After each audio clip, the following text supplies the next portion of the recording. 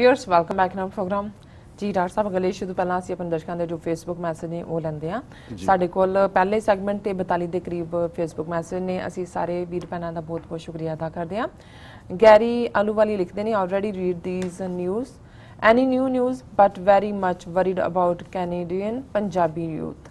Say something that about Canada also please. ਇਹ ਮੇਰਾ ਖਿਆਲ ਹੈ ਜਦੋਂ ਅਸੀਂ ਅਜੇ ਕੈਨੇਡਾ ਮੈਂਸ਼ਨ ਨਹੀਂ ਸੀ ਕੀਤਾ ਉਹਨਾਂ ਨੇ ਕਮੈਂਟ ਲਿਖਿਆ ਉਸ ਤੋਂ ਬਾਅਦ ਅਸੀਂ ਇਸ ਤੇ ਗੱਲ ਕੀਤੀ ਹੈ। ਮਨਜੀਤ ਸਿੰਘ ਮਠਾਰੂ ਜੀ ਲਿਖਦੇ ਨੇ yes you are right doctor Amarjeet Singh ji and TV84 on the drug abuse spreading in brave youth of Punjab. Navid Ahmed ਲਿਖਦੇ ਨੇ good morning sir, I miss you so much. I see TV84. Take care of yourself. I love you sir. Allah help you all time you are life. बहुत बहुत शुक्रिया भाईजान जी, ਤੁਹਾਡੀਆਂ ਦੁਆਵਾਂ ਸਾਡੀ ਜਿਹੜੀ ਹੈ ਅਸਲੀ ਗਜ਼ਾ ਹੈ। ਬਿਲਕੁਲ ਨੋ ਡਾਊਟ। ਸਿੰਘ ਜਾਫੀ ਲਿਖਦੇ ਨੇ ਪੰਜਾਬ ਨੂੰ ਭਾਰਤੀ ਕਬਜ਼ੇ ਵਿੱਚੋਂ ਆਜ਼ਾਦ ਕਰਵਾ ਕੇ ਹੀ ਨੌਜਵਾਨੀ ਦੀ ਹੋ ਰਹੀ ਨਸਲਕੁਸ਼ੀ ਤੋਂ ਬਚਿਆ ਜਾ ਸਕਦਾ ਹੈ। ਖਾਲਸਾ ਜ਼ਿੰਦਾਬਾਦ।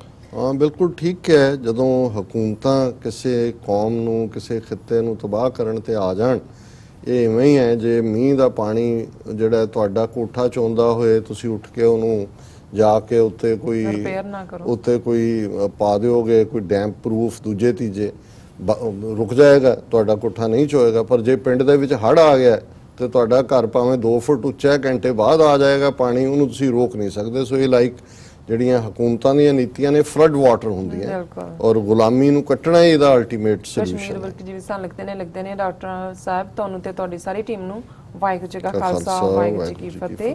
ਖਾਲਸਾ ਜ਼ਿੰਦਾਬਾਦ ਨਾ ਬੁਲਾਇਆ। ਜ਼ਿੰਦਾਬਾਦ ਜ਼ਿੰਦਾਬਾਦ ਜ਼ਿੰਦਾਬਾਦ ਜ਼ਿੰਦਾਬਾਦ ਜ਼ਿੰਦਾਬਾਦ ਵਿਲ ਸਾਹਿਬ ਸ਼ੁਕਰੀਆ ਜੀ। ਦਿਲਦੀਪ ਨਾਗਰਾ ਲਿਖਦੇ ਨੇ ਕਿਆ ਪੰਜਾਬੀ ਬੱਚੇ ਨੇ ਕਿ ਉਹਨਾਂ ਨੂੰ ਨਹੀਂ ਦਿਸਦਾ ਕਿ ਉਹਨਾਂ ਨਾਲ ਕੀ ਹੋ ਰਿਹਾ।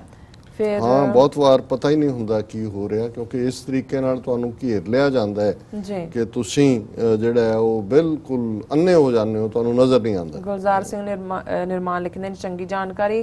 सिंह जाफी जी फिर दोबारा लिखदे ने बच्चे नहीं मजबूर हन मजबूर भी नहीं गुलाम हन हुण गुलामां नू बच्चे क्यों कह लो मजबूर कह लो मेरा भाई जी।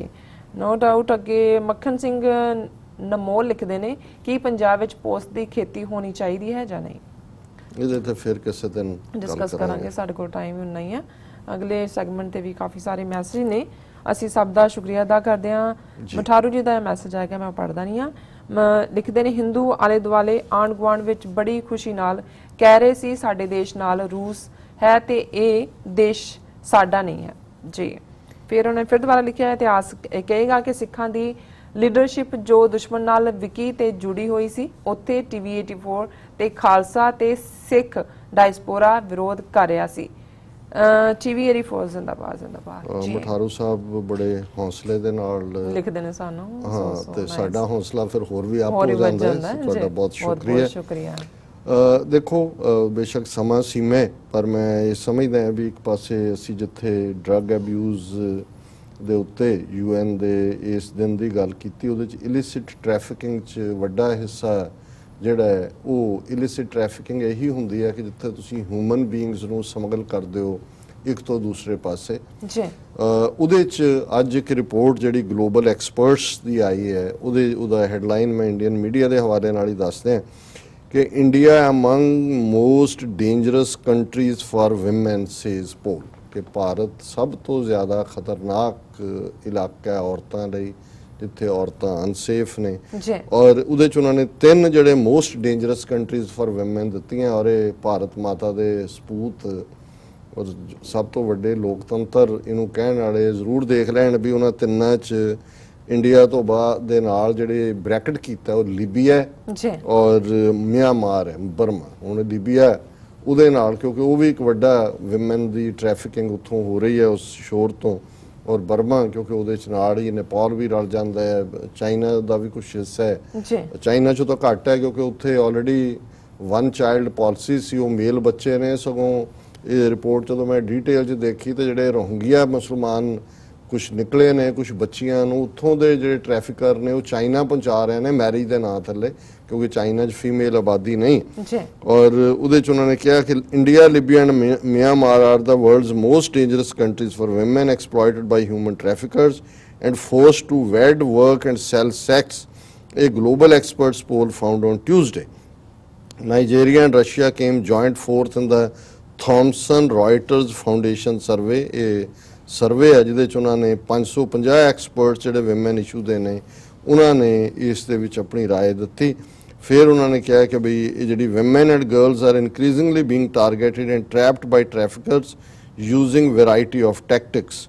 और ये जड़ियाँ ने जे 10 विक्टम होंदे ने तो उन्हां चों 7 बच्चियां ने और ये जड़ी इंडस्ट्री है इस वेले 40 मिलियन लोग दुनिया दे विच इस तरीके दे नाल समगल हो रहे ने और जड़े इन्हां नूं ट्रैफिकर्स करन वाले ने $150 बिलियन दा इहदे चों प्रॉफिट जनरेट करते हैं और ये सारे उन्होंने कहा भी जेडे बेचारे दा शिकार होंदे ने उन्हां दा रीज़न है subordinate status economically socially and culturally क्योंकि भारत चों भी जड़ियां बच्चियां ने बहुत सारे दलित वर्ग नाल ने गरीब जिन्हां बच्चियां दा नूं उन्हां दे मापिओ ही वेच दिंदे ने ड्रग ट्रैफिकर्स दे कोल क्योंकि उन्हां कोल होर कोई साधन नहीं ने। Women and girls in India face the biggest threat from traffickers because they are still widely considered to be sexual objects and second class citizens campaigners. A report है कि सब तो ज़्यादा टारगेट भारत दियां बच्चियां होंदियां ने इस इंटरनेशनल $150 बिलियन दी ड्रग जड़ी ह्यूमन ट्रैफिकिंग है क्योंकि उन्हां नूं जिहड़ा औरतां नूं एक सिर्फ सैक्स सिंबल दे तौर ते किया जा उन्होंने भावें कही जाओ जी देवियां हाँ जी देवी जी साडी देवी फलाना लेकिन प्रैक्टिकलिटी की है रिपोर्ट ही दसदी है।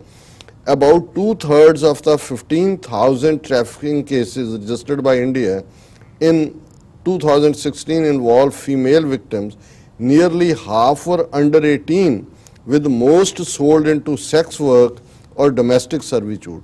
ਹੁਣ 15,000 केस 2016 च रजिस्टर हुए जिन्हां चों अद्धे तो ज़्यादा जड़ियां बच्चियां ने 18 साल तो भी घट उम्र दियां ने और ये सारे चो लंबी चौड़ी रिपोर्ट है कि भी girls continue to be seen as burden on parents inferior to boys और फिर ये जड़ी है सारी उहदी लीबिया की गल कीती है उत्थे की हो रहा है चाइना च किवें मियांमार दियां जड़ियां बच्चियां ने उन्हां नूं विआह दे बहाने उत्थे पहुंचाया जांदा है और इस ज्यों ही ये रिपोर्ट आई नाल दी नाल survey says India most unsafe for women government rejects claim Indian government कहने नहीं जी ये रिपोर्ट जी है वो women in India are very much aware of issues and there is no way we could be ranked number 1 in such a survey. The countries that have been ranked after India have women who are not even allowed to speak in public. ये जी national commission for women वो chairperson Rekha Sharma कह रही हो मोदी सरकार ने क्या होना साडा तो जुलूस निकल रहा सी तो देवी वो कह के शुरू कर दें तो ये आ गया कि भी दुनिया सब तो ज़्यादा वर्स्ट हालत जी है उतों सैक्स स्लेव वो देवियां ने जिन्होंने ये कहते हैं नाले नहीं जी ये रिपोर्ट नहीं ठीक है पर यह हकीकत दसती है कि साडे उस खिते च हाल की है। जी डॉक्टर साहब हुण तुसीं साडे दर्शकां नूं दस दिओ अज दा विचार। अज दे विचार लई असीं पंजवें पातशाह दा सूही राग दा शब्द सूही महला पंजवां चुनिया जी। तो मैं आया शरणी आया भरोसे आया किरपा आया ज्यों पावै त्यों राखो स्वामी मार्ग गुरै पठाया रहाओ जिवें रहाओ दी तुक केंद्री नुकता हुंदा शब्द है इस भी ज्यों पावै त्यों राखो स्वामी मार्ग गुरै पठाया कि हे वाहिगुरू मैं तेरी शरण च आ गया हुण जिवें तैनूं चंगा लगदा इवें मैनूं उभार लै इस माया दे चिक्कड़ चों कढ लै फिकरां नूं दूर कर दे और अपने प्यार दे विच मैनू रंग ले ज्यों पावै त्यों राखो स्वामी कि मैनू रख ले जिवें असी कोई नमाणा निताणा आके कहंदा है कि भी मैं हुण तेरी ओर च आ रहा कि भज्जो सब आसरा चूके सब असराओ चीत आवे उस पार ब्रह्म लगे न ताती वाओ ये उदों ही है जदों तक असी बाकी आसरे तकदे ते उदों तक जिहड़ी है वो असी कृपा दे पात्र नहीं बनते। सो इसकी शुरुआत है तो मैं आया शरणी आया हे मेरे वाहिगुरू मैं आ गया तेरे रिफ्यूज च है तेरी शरण च है भरोसे आया किरपा आया मैं पूरा भरोसा करके आया हुण मैनूं किसी होर दा भरोसा नहीं सिर्फ ते सिर्फ तेरी किरपा दी तलब है तेरी बख्शिश दा मैं जिहड़ा है वो चाहवान है और ज्यों भावै त्यों राखो स्वामी जिवें तैनूं चंगा लगदा है मैनूं रख लै मार्ग ਗੁਰੈ ਪਠਾਇਆ, ਮੈਨੂੰ ਇਸ ਰਸਤੇ ਦੇ ਉੱਤੇ ਮੇਰੇ ਗੁਰੂ ਨੇ ਤੋਰਿਆ। ਮਹਾਦੁੱਤਰ ਮਾਇਆ ਜੈਸੇ ਪਵਨ ਚੁਲਾਇਆ, ਸੁਣ ਸੁਣ ਹੀ ਡਰਾਇਆ, ਕਰੋ ਧਰਮ ਰਾਇਆ। ਕਿ ਇਹ ਮਹਾਦੁੱਤਰ, ਦੁੱਤਰ ਹੁੰਦਾ ਹੈ ਦੁਸ਼ਤਰ, ਸੰਸਕ੍ਰਿਤ ਦਾ ਸ਼ਬਦ ਹੈ, ਕਿ ਜਿਹਨੂੰ ਤਰਨਾ ਬਹੁਤ ਔਖਾ ਹੈ। ਕੋਈ ਐਸਾ ਦਰਿਆ ਜਿਹੜਾ ਫਲੱਡਡ ਹੋਏ, ਤੁਸੀਂ ਤਾਰ ਹੀ ਨਹੀਂ ਸਕਦੇ, ਡੁੱਬੋਗੇ।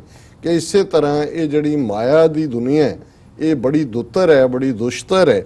ਔਰ ਇਸ ਨੂੰ ਜਿਹੜਾ ਹੇ ਵਾਹਿਗੁਰੂ ਤੁਸੀਂ ਰਹਿਮਤ ਕਰਕੇ ਇਸ ਝੱਖੜ ਚੋਂ ਮੈਨੂੰ ਕੱਢ ਲਓ। ਔਰ ਮੈਂ ਤਾਂ ਇਸ ਮਾਇਆ ਦੇ ਇਸ ਦੁਸ਼ਤਰ ਜਿਹੜਾ ਉਸ ਸਰੂਪ ਨੂੰ ਦੇਖ ਕੇ ਹੀ ਸੁਣ ਸੁਣ ਹੀ, ਮੈਂ ਤਾਂ ਸੁਣ ਸੁਣ ਕੋਈ ਡਰ ਰਿਹਾ। ਕਰੜੋ ਧਰਮ ਰਾਇਆ, ਕਿ ਅਲਟੀਮੇਟਲੀ ਕਰੜੋ ਹੈ, ਕਰੜੋ ਕਿ ਕਰੜ ਹੈ, ਲਿਖਿਆ ਕਰੜੋ ਹੈ ਗੁਰਬਾਣੀ 'ਚ, ਇਹਦਾ ਮਤਲਬ ਹੈ ਕਰੜਾ ਧਰਮ ਰਾਇਆ, ਮੌਤ। ਕਿ ਇੱਕ ਜਿਹੜਾ ਦੁੱਤਰ ਮਾਇਆ, ਦੂਜੇ ਪਾਸੇ ਮੌਤ ਦਾ ਡਰ ਮੇਰੇ ਸਿਰ ਦੇ ਉੱਤੇ ਸਵਾਰ ਹੈ। ਗ੍ਰਹਿ ਅੰਧ ਕੁਪਾਇਆ, ਪਾਵਕ ਸਗਰਾਇਆ। ਗ੍ਰਹਿ ਕਿ ਇਹ ਦੁਨੀਆ ਸੰਸਾਰ ਅੰਧ ਕੁਪਾਇਆ, ਇਹ ਇਵੇਂ ਹੀ ਹੈ ਜਿਵੇਂ ਤੁਸੀਂ ਅੰਨੇ ਖੂਹ 'ਚ ਡਿੱਗ ਪਓ। ਕਿ ਜਦੋਂ ਅੰਨੇ ਖੂਹ 'ਚ ਕੋਈ ਡਿੱਗਦਾ ਉਹਦਾ ਕੋਈ ਨਹੀਂ ਹੁੰਦਾ ਤਰੀਕਾ ਕਿ ਤੁਸੀਂ ਬਾਹਰ ਨਿਕਲਣਾ। ਇਸੇ ਤਰ੍ਹਾਂ ਸੰਸਾਰ ਅੰਧਕੂਪ, ਕਈ ਥਾਂ ਤੇ ਜਿਹੜਾ ਅੰਧਕੂਪ ਸ਼ਬਦ ਗੁਰਬਾਣੀ 'ਚ ਇਸਤੇਮਾਲ ਹੋਇਆ। ਗ੍ਰਹਿ ਅੰਧ ਕੁਪਾਇਆ, ਪਾਵਕ ਸਗਰਾਇਆ। ਪਾਵਕ ਹੈ ਅੱਗ, ਤ੍ਰਿਸ਼ਨਾ ਦੀ ਅੱਗ, ਔਰ ਸਗਰਾਇਆ ਸਾਰਾ, ਕਿ ਸਾਰਾ ਸੰਸਾਰ ਜਿਹੜਾ ਉਹ ਤ੍ਰਿਸ਼ਨਾ ਦੀ ਅੱਗ ਵਿੱਚ ਸੜ ਰਿਹਾ। ਜਦੋਂ ਅੰਧਕੂਪ ਕਿਹਾ ਗੁਰੂ ਸਾਹਿਬ ਨੇ, ਇਸ ਲਈ ਅੰਨਾ ਖੂਹ ਹੈ ਕਿ ਜਿੱਧਰ ਤੁਸੀਂ ਦੇਖੋ ਦਾਵਾ ਅਗਨ, ਕਿ ਸਾਰੇ ਹੀ ਜਿਹੜਾ ਸਾਰੇ ਪਾਸੇ ਜਿਹੜੀ ਇਸ ਅਗਨੀ ਹੈ ਤ੍ਰਿਸ਼ਨਾ ਦੀ, ਇਹਨੇ ਸਾਰਾ ਹੀ ਜੰਗਲ ਸਾੜ ਦਿੱਤਾ ਹੈ।